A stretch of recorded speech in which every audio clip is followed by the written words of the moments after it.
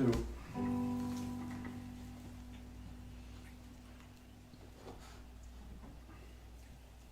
you ever encountered a person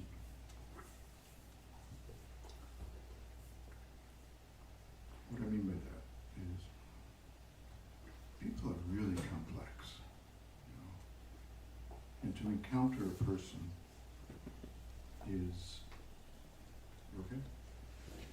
You want me to speak up? No, I had, no. Oh, okay. I thought you were giving me a signal. Okay. What I'm trying to say is that people are mysterious. We cannot reduce persons to just one dimension, right? Because we are multidimensional. It's a wondrous thing. And you can never get to know a person completely. You just can't. Because every person is infinite, made in the image of God, says one tradition. But the depth and the breadth of a person is beyond knowing. We can know some things, we can get to know a person a bit, and if we spend enough time with the person, we get to know them more and more. But in the end, we have to confess that this person, including us, we're mystery. Cannot be reduced to just one thing or two things or three things.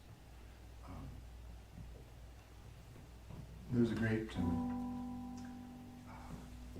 writer who once said, if we could see each other as we actually are, we would probably bow down and worship. Mm-hmm. Because as we actually are is amazing, is wondrous, is profound. And we rarely get a glimpse. So this little chant in the Irish language is an acknowledgement that we are manifold, we are diverse within, we are a mystery. So the Irish language says, Céad míle fáilte. Would you say that with me? Céad míle fáilte. And it means 100,000 welcomes. That's a lot of welcomes. And when we add two little words, macrí, then we aim it inside to our own hearts. My heart, macrí. So 100,000 welcomes my heart.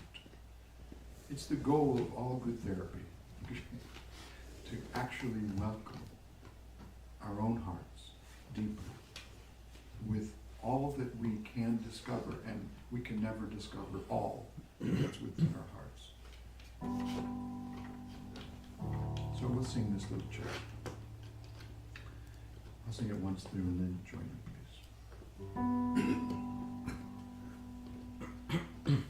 Céad míle fáilte, Céad míle fáilte, Céad míle fáilte, macrí. Céad míle fáilte,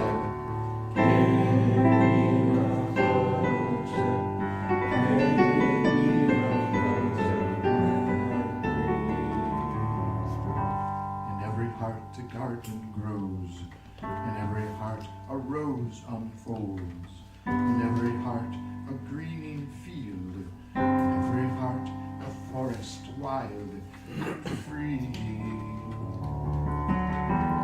Céad míle fáilte, Céad míle fáilte,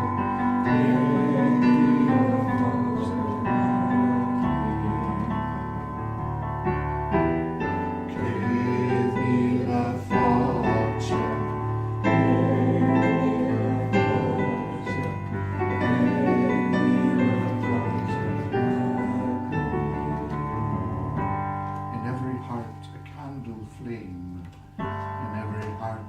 fire burns, in every heart a shining star, in every heart a golden sun. Give me the fortune, give me the fortune, give me the fortune,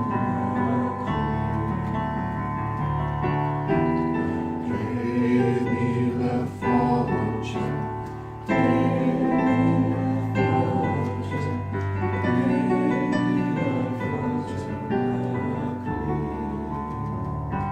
in every heart the darkness dwells, in every heart a shadow falls, in every heart a pain, a fear, in every heart a sacred wound.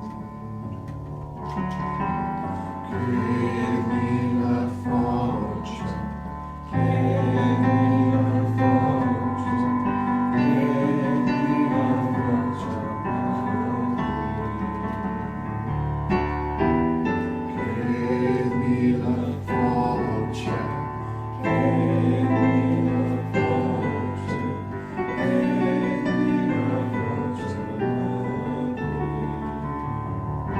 In every heart a mystery veiled, in every heart a truth unknown, in every heart a secret name, in every heart a lovely dream.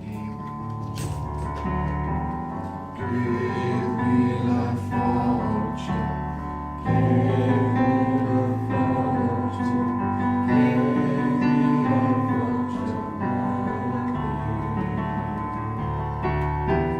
give me the fortune, give me the fortune, give me the fortune.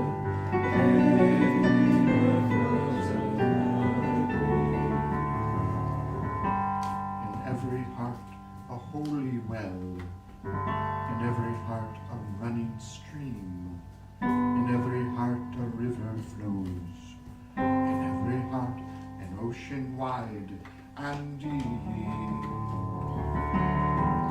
Give me the fortune, give me the fortune, give me the fortune. Give me the fortune, give me the fortune, give me the fortune of dreams.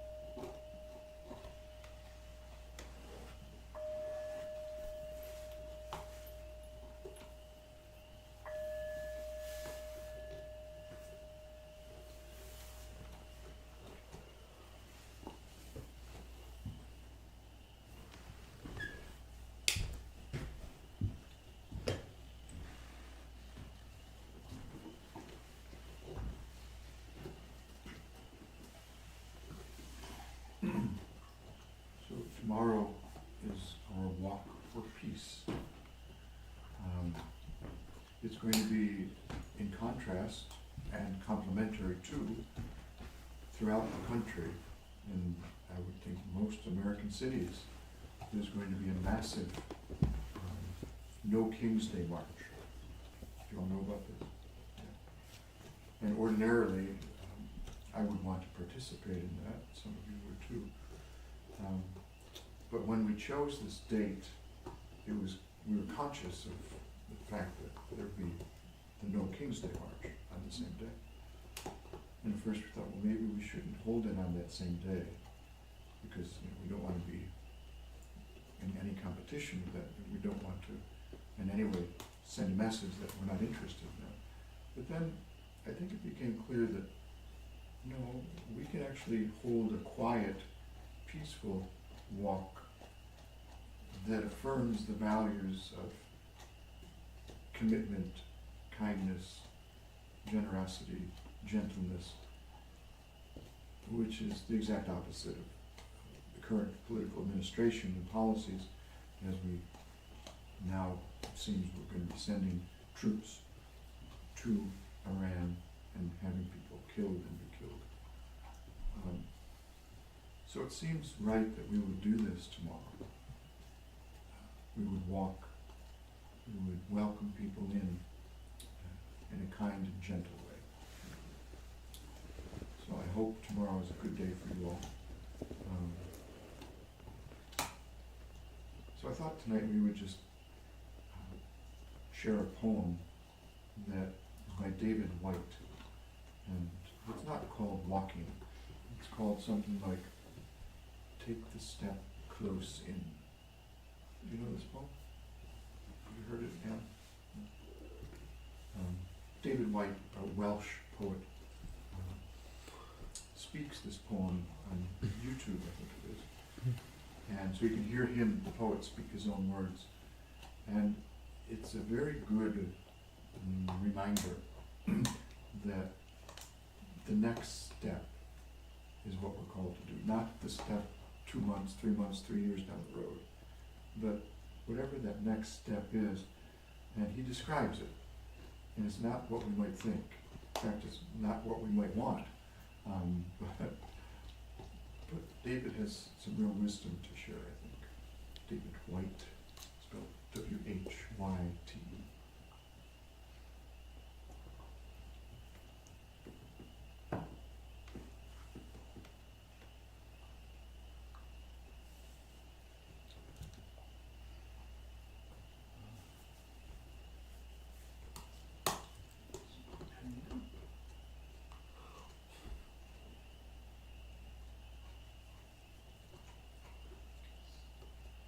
Close in. Yeah, that's it. David White. Let's see which one. I remember the image of Moses before the burning bush, and the voice saying, "Take off your shoes, you're standing on holy ground." And I suddenly turned my mind while I'm sitting, my Seder bench facing this wall, towards Moses, and I suddenly realized what the moment of breakthrough was. Not only was he standing on holy ground, but he had been every step of his life, actually. Even without the burning bush in front of him. He was taking the only step he could take through his difficulties, through his troubledness. Start close in. Don't take the second step or the third. Start with the first thing, close in. The step you don't want to take. Start with the ground you know. The pale ground beneath your feet. Your own way to begin the conversation. Start with your own question. Start with your own troubled question. Give up on other people's questions. Don't let them smother something simple.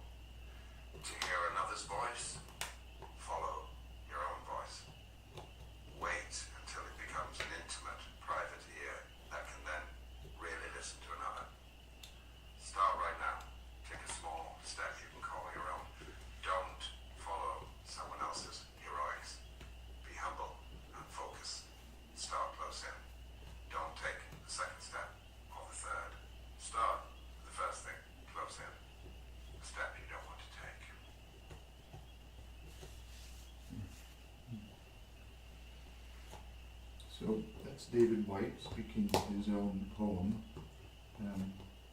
Let's hear it one more time, please. I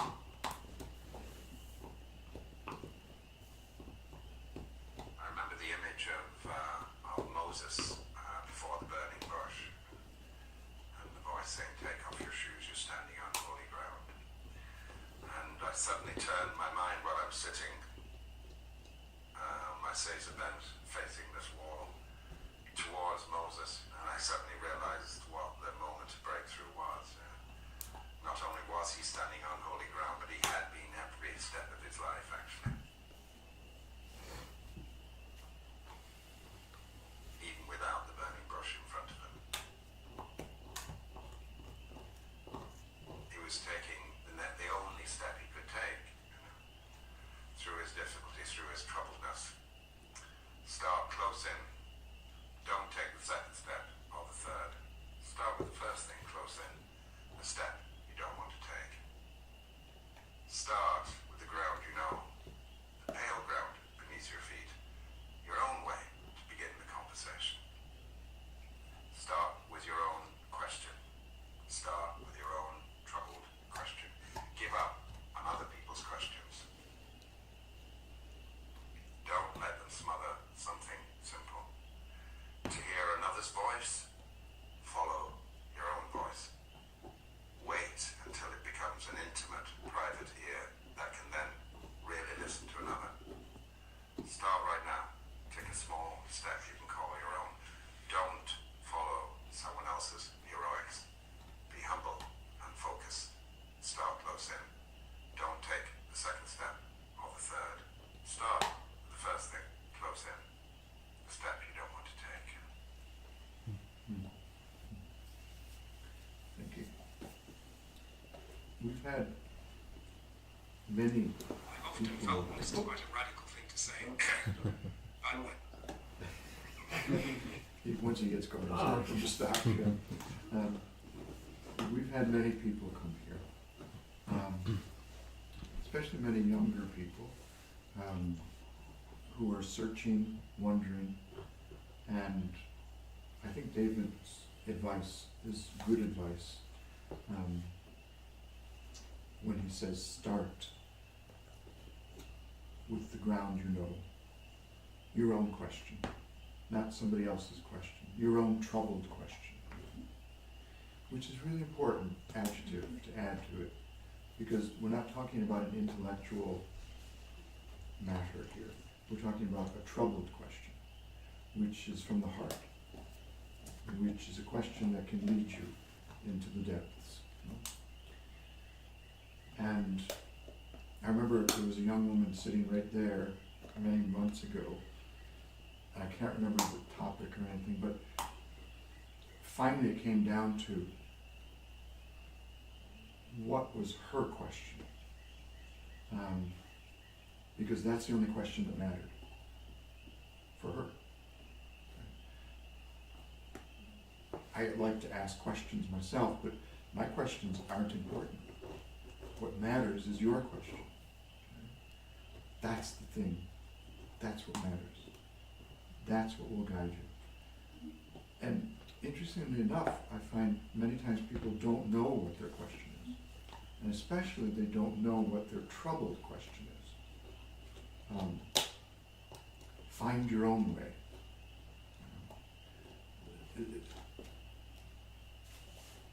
It sounds almost arrogant, but it's not. It's actually humble. Because you are brought back to the ground, the sacred ground of your life.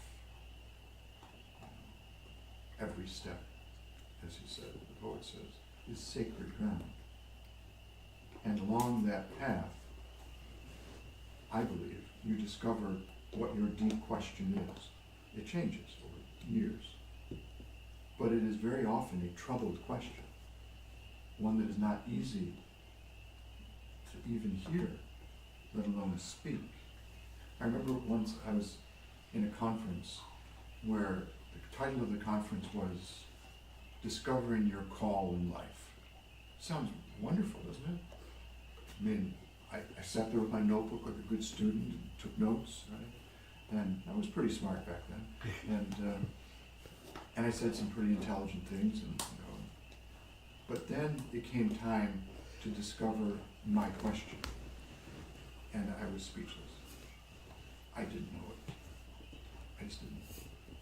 And I didn't know my troubled question, the question that would dissolve my confidence and my certainness, because back then I was pretty certain about a lot of things. But eventually that question emerged, and it made all the difference. So I would encourage us all to spend time discovering your troubled question. The question that's really hard. It's like recently, I confess, I was on Facebook a lot recently, and forgive me, Father, if I have sinned. And it's what good Catholic boys used to say. But the reason I was on Facebook a lot was that I'm getting involved in a conversation. And the group is the group that is called the Walk for Peace. The Buddhist monks walk for peace. And what's happening right now is really interesting to me, because the conversation is moving in the direction of really hard questions. Really hard questions that nobody can answer. No reverend, no venerable person can truly answer, I believe. Because it's not for them to answer. It's for you, not them. It's your question, and you need to answer it. First of all, you need to know what it is. Okay? And typically, they're hard questions that rise up that matter. And spending time with that. It's like the famous poet Rainer Maria Rilke once said, live your questions. Live your question. Don't be in a hurry to answer it. Hold your question. Live into it. That's the best way, he said. So, tomorrow, we walk or sit or stand, serve, whatever we do. But just in the back of your mind, as you go throughout the day tomorrow, just let the thought appear, what is my next step? A step close in. A step I may not want to take. What is my troubled question that would lead me to the next step? Does it make sense? Any thoughts? Any thoughts at all?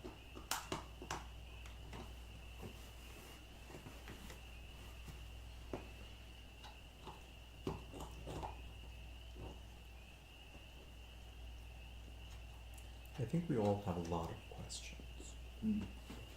How do we know which one is the question? That's a good question.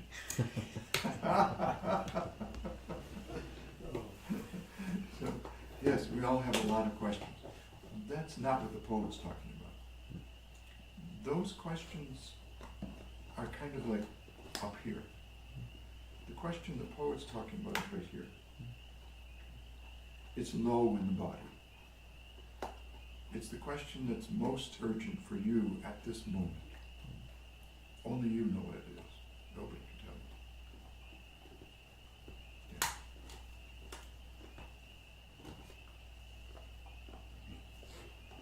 Any other thoughts?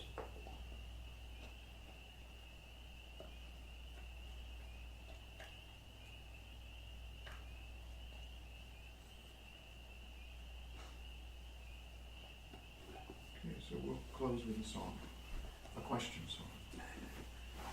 Hold on to your hats. It's a difficult question.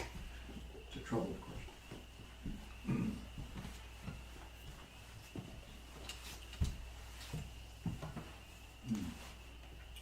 Let's see, I think I better get some water first.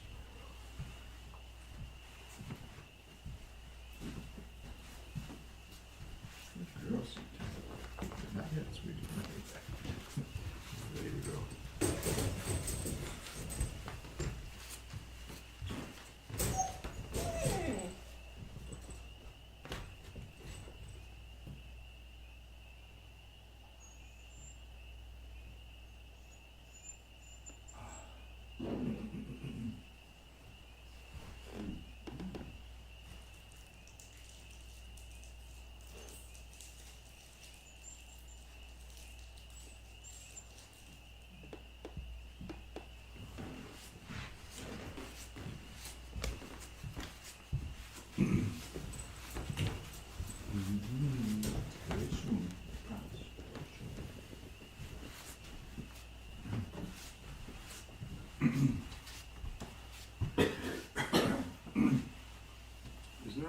extend the roof of Sita's kennel. She seems to be growing well into it. I'm afraid at a certain point her head's going to pop it up. So, very often, teachers of spirituality give or attempt to give answers. What we're talking about now is questions. Questions that have no answers, at least in the moment. And yet, holding that question has real value. Okay? So this is an example of singing the questions. Very often when they're singing, it's reassuring, and that's good, it's important to do that. But then there's another time to sing the questions that have no answers. This is one of those moments. And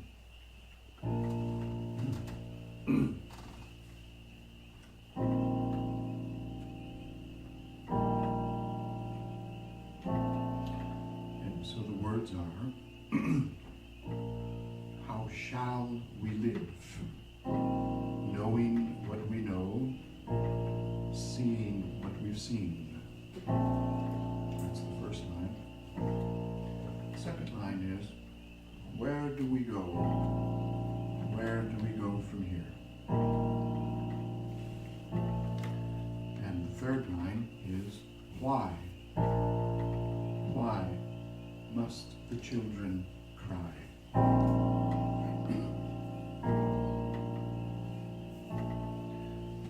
I'll sing it a line and sing it, and then we'll sing it together.